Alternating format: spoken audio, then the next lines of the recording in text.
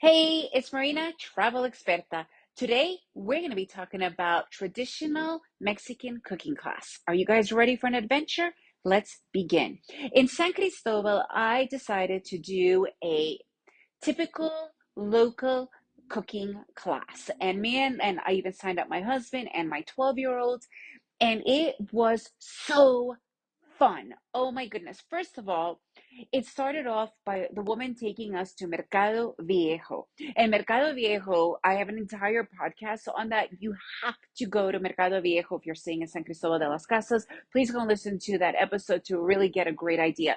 But the point is, she took us there to start to buy some of the local ingredients and to really show us around. Such a great part of that, of the whole cooking experience, because you kind of understand where it's coming from and the local ideas. And our cooking class was about tamales. Tamales is one of the most local Chiapas, San Cristobal de las Casas foods. So it was really great to be able to actually cook them pretty much from scratch. So I'm personally vegetarian. My family isn't, and they ate the pork, but she made me a yummy one with one of the local cheeses that we bought in the Mercado Viejo. But the whole process of it, we were learning about the corns, about the different chilies, about how to make the tamales, how to put them in. That was one part of it. And then she also made a mole tamale for us. So mole is one of the most traditional local sauces of Mexico overall. It is really something that is as traditional as you could possibly get with Mexican food.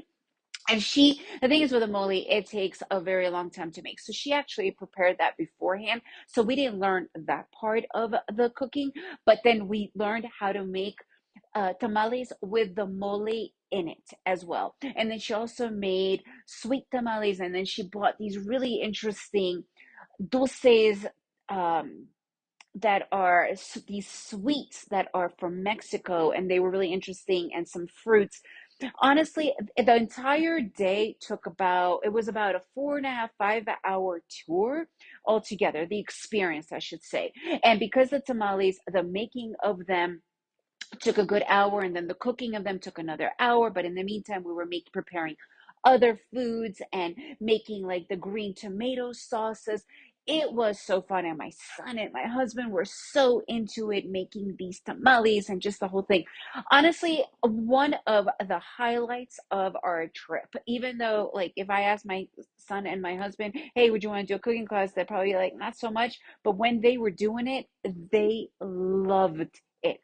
So if you think that, oh, maybe it's not for me, give it a shot. They're usually not super expensive, so it's pretty affordable to do. Plus, you get to eat a huge meal, and you get to really learn about the area. So one of the cool things was, from the place where we met for where we were cooking to the market, we got to walk around some of San Cristobal de las Casas.